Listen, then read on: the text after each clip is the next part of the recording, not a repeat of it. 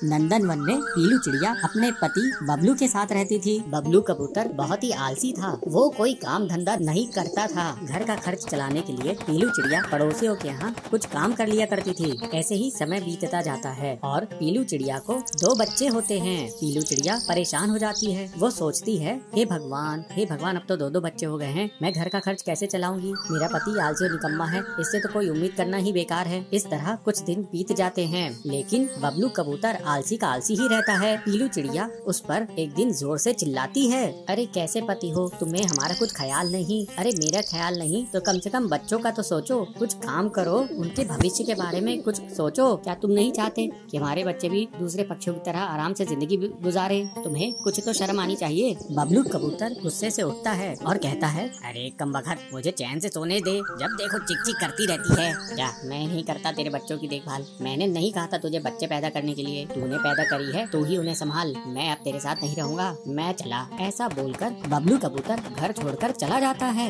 और पीलू चिड़िया उसे देखती रह जाती है। वो सोचती है, अच्छा हुआ खुद ही चला गया, घर में रहकर भी इससे कोई मदद नहीं होने वाली थी। पीलू अपने बच्चों को देखते हुए कहती है, मैं अपने बच्चों को बहुत सारी खुशियाँ दूंगी। मैं अपने बच्चों को अपने जैसा दुखी जीवन नहीं दूंगी। क्या हुआ, इनका बाप अगर भाग गया है तो मैं इन्हें माँ और बाप का प्यार दूंगी। इस तरह समय बीतने पर बच्चे भी बड़े हो जाते हैं और एक बार बारिश का मौसम आता है। बारिश बहुत दिनों तक लगातार होती है। क्या करूं, ये बारिश तो लगातार हो रही है, रुकने का नाम ही नहीं ले रही है, कहर बनकर बरस रही है। बारिश के कारण मैं काम पर भी नहीं जा पा रही और घर का सारा राशन भी खत्म हो गया है। मैं तो भूखी रह लूंगी, लेकिन बच्चों को भूखा कैसे रखूं? तभी उसके पास उसका छोटा बेटा आता है। वो कहता है, माँ मुझे भूख लग रही है, कुछ खाने को दो ना बेटा। थोड़ी देर रुक, मैं पड़ोस की कबूतरी से कुछ मांग लाऊंगी, तब तक तू थोड़ा पानी पी के अपना पेट भर ले। नहीं माँ, मुझे पानी नहीं पीना, मुझे भूख लग रही है, मुझे कुछ खाने को दो। मैं मजबूर हूँ बेटा, इतनी बारिश में बाहर कैसे जाऊँ मैं? तभी उसका बड़ा बेटा रोने लगता है। दोनों बच्चों की हालत देखकर पीलू चिड़िया अपने घोंसले से बाहर निकलती है और कहती है, तुम दोनों अपना ख्याल रखना, मैं अभी थोड़ी देर में तुम्हारे लिए कुछ खाने के लिए लेके आती हूँ। पीलू चिड़िया पास वाली सुंदरी कबूतरी के पास जाती है और उसे बुलाती है, सुंदरी,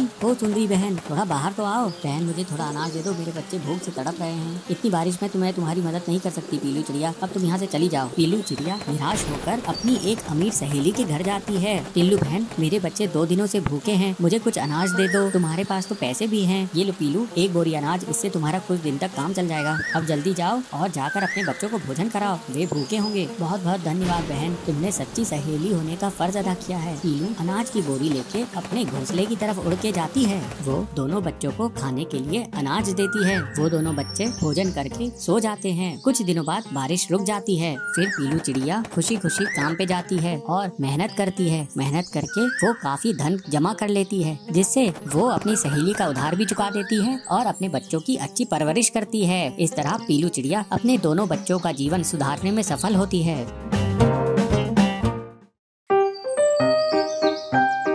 अमृता अपने माता पिता के साथ चिड़ियाघर की सैर करने जाती है। अमृता छोटी बच्ची थी और अपनी माँ की गोद में बैठ कर सैर कर रही थी, इसीलिए चिड़ियाघर में उसके लिए टिकट नहीं लगता। उसकी मम्मी खुद के लिए और उनकी पापा के लिए टिकट लेने गई। भैया 2 टिकट देना। तो अमृता पूछती है, मम्मी मेरे लिए टिकट नहीं लोगे? तो मम्मी कहती है, अरे बच्चे तुम तो छोटे हो, इसलिए तुम्हें कोई टिकट नहीं लगेगा। ऐसे कहते हुए तीनों चिड़ियाघर में जाते हैं। अमृता ने चिड़ियाघर में देखा कि अंदर एक तालाब है, उसमें ढेर सारे बतख और बगुला तैर रहे हैं। उसे बहुत अच्छा लगा। तो अमृता बतख को पूछती है, अरे बतख मेरी सहेली बनोगी? मुझे भी पानी में तैरना बहुत अच्छा लगता है, क्या तुम मुझे सिखाओगी? तो उसको उत्तर में बतख क्वक क्वक क्वक क्वक क्वक क्वक करते हुए हंसता है। उसके बाद अमृता ने देखा कि एक बंदर बैठा है। वह छोटे छोटे बंदरों को खिला रहा है और उसके पीछे पीछे छोटे छोटे बंदर भाग रहे हैं। तो अमृता मम्मी को पूछती है, अरे माँ, मुझे खाना खिलाने के लिए आप मेरे पीछे भागते हो, मगर बंदर को देखो, माँ आगे भाग रही है और बाकी बंदर पीछे। ऐसे कहते हुए जोर से हंसती है और उसकी माँ भी उसकी खुशी देखे उसकी खुशी में शामिल होती है। हाँ हाँ बच्चू, तुम भी तो बंदर से कम हो क्या? तुम मेरी प्यारी सी छोटी बंदर हो, ऐसे बोलती है। अमृता मम्मी पापा के साथ आगे जाते जाते देखती है एक भालू। उसके बाद लंबी गर्दन वाली एक जिराफ को देखा और ढेर सारे शेर को भी देखा। शेर बहुत जोरों से गरज रहा था। छोटे छोटे बच्चे उसको देखकर डर रहे थे। अरे माँ, ये इतना क्यों गरज रहा है? मुझे भी डर लग रहा है। नहीं नहीं बेटे, ऐसे डरते नहीं हैं। शेर खामखा किसी के ऊपर हमला नहीं करेगा। अगर उसको भूख लगी है तो सिर्फ भूख मिटाने के लिए ही वो शिकार करता है। ये तो पिंजरे में है ना, तो डर किस बात की? तो अमृता बहुत खुश हुई और नजदीक से शेर को देख के तालियां बजाने लगी। फिर अमृता ने देखा एक हाथी का झुंड और उसके छोटे छोटे बच्चे भी वहाँ पर थे। वह आपस में खेल रहे थे और इस तमाशे को वहाँ के सारे बच्चे देखते हुए मंत्रमुग्ध हो गए थे। बड़ा हाथी छोटे छोटे हाथियों के बदन पे अपनी सूंड में पानी लेते हुए नहला रहा है और छोटे छोटे हाथी लाइन से अपनी माँ के पीछे आगे घूम रहे हैं। अमृत ये सब देख रही थी और उसे लगा अपनी माँ की गोद में बैठ के जो सैर कर रही है वो गलत है। जब वहाँ से बाहर निकले तो अमृत अपनी मम्मी की गोद में नहीं थी। अमृत ने चिड़ियाघर में ये भी देखा कि बहुत छोटे छोटे बच्चे वहाँ अपने पैरों पे चल रहे थे। कोई भी अपनी मम्मी पापा के गोद में बैठा हुआ नजर नहीं आया। अमृता भी अपनी मम्मी पापा के हाथ पकड़ के अपने छोटे छोटे पैरों से चलने लगी। असल में अमृता एक डरपोक और बहुत ही जिद्दी बच्ची थी। उसकी जिद को कम करने और डर को भगाने के लिए ही अमृत के मम्मी पापा उसे चिड़ियाघर ले आए थे। अमृता खुद अपनी प्रेरणा से बिना गोद में बैठे चलते हुए देख के उसकी मम्मी पापा को बहुत खुशी हुई। इतना ही नहीं, अमृता चिड़ियाघर में रेलगाड़ी में भी सैर किया और ऊंट की सवारी भी की। सदैव बच्चे अनुकरण से सीखते हैं। बच्चों के मन के विकास के लिए उन्हें दुनिया का रूप दिखाना जरूरी होता है। बेलापुर में पीलू चिड़िया अपनी सहेली के साथ फूल बेचने निकली। फूल ले लो फूल, रंग बिरंगे फूल, ताजे ताजे फूल। तभी वहाँ पर नट्टू काका आया। नट्टू काका, हमसे फूल ले लो। नहीं नहीं, मुझे तेरे फूल नहीं चाहिए, ऐसे कई फूल मेरे घर में पड़े हैं। ये सुनकर पीलू चिड़िया उदास हो जाती है और रोने लगती है। काका, एक फूल ले लो ना, सुबह से मेरे एक भी फूल नहीं बिके हैं, मैं आपको सस्ते में फूल दे दूंगी। अरे तेरे फूल सस्ते हो या महंगे, जब मुझे तुझसे फूल खरीदने ही नहीं हैं, तो मैं क्यों लूं? चल जा यहाँ से, कहीं और बेच अपने फूल।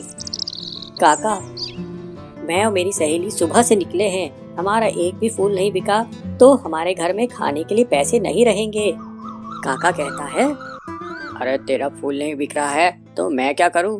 तूने सुबह से कुछ नहीं खाई तो मैं क्या करूं? तेरी सहेली कुछ नहीं खाई तो मैं क्या करूं? ये तुम लोगों के बहाने होते हैं जिससे तुम हम लोगों से पैसे निकलवा सको। चलो अब तुम दोनों तुरंत यहाँ से भागो। इस तरह से खरी खोटी सुनकर पीलू और उसकी सहेली दूसरे जंगल में फूल बेचने चली जाती हैं। पीलू अपनी सहेली से कहती है, देखो वो कालू भैया आ रहे हैं, मैं उनके पास जाके फूल बेचती हूँ। पीलू उड़कर कालू के पास जाती है।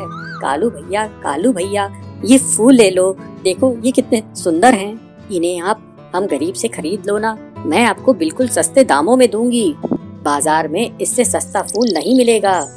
कालू कहता है, अरे तेरे फूल मुझे नहीं चाहिए, चल हट मेरे रास्ते से, जा किसी और को फूल बेचना, पता नहीं कहाँ कहाँ से आ जाते हैं।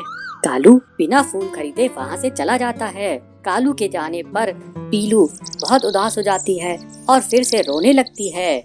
सुबह से एक भी फूल अभी तक नहीं बिका, फूल नहीं बिकेंगे तो मेरी बीमार माँ की दवाई कैसे आएगी। इस तरह से पीलू चिड़िया रोते हुए अपनी माँ के पास जाती है। उसकी माँ पीलू चिड़िया को रोते हुए देखकर उससे पूछती है, क्या हुआ बेटी, क्यों रो रही है? माँ, सुबह से शाम हो गई लेकिन फिर भी एक भी फूल नहीं बिका, तुम्हारी दवाइयाँ कैसे आएंगी? इस पर पीलू चिड़िया की माँ उससे कहती है, बेटी तू चिंता मत कर, ऊपर वाला हमारी मदद के लिए किसी न किसी को जरूर भेजेगा। हम गरीबों को वो ऐसे ही मुसीबत में नहीं छोड़ता। अगले दिन पीलू चिड़िया उसकी माँ के साथ नदी के पार एक बंगले में फूल बेचने जाते हैं। पीलू चिड़िया बंगले के बास से कहती है, अंकल अंकल मेरे ये फूल खरीद लीजिए ना। आप जब ये फूल खरीदेंगे तो मेरी माँ की इलाज के लिए मुझे कुछ पैसे मिल जाएंगे। तभी पीलू चिड़िया की माँ बेहोश होके गिर जाती है। बास उससे पूछता है, अरे ये क्या हुआ? पीलू चिड़िया कहती है, अंकल सुबह से मेरी माँ ने कुछ नहीं खाई, हमारे पास पैसे नहीं हैं, इसलिए ये बेहोश हो गई हैं। क्योंकि हमारे फूल नहीं बिके हैं, इसलिए मेरे पास माँ की दवाई के लिए पैसे नहीं हैं। वो बाज पीलू चिड़िया पे दया करता है और अपने पास से 1000 रुपए का नोट निकालकर पीलू चिड़िया को देता है। इस पर पीलू कहती है, नहीं अंकल, हम गरीब जरूर हैं, लेकिन हम मेहनत करके खाते हैं। आप मुझसे ये फूल खरीद लीजिए, उसके बदले में आप मुझे पैसे दीजिएगा। बाज पीलू चिड़िया के सारे फूल खरीद लेता है और पीलू चिड़िया की ईमानदारी देखकर पीलू और उसकी माँ को अपने घर में जगह देता है। इस तरह से पीलू चिड़िया की ईमानदारी उसके और उसकी माँ के काम आती है।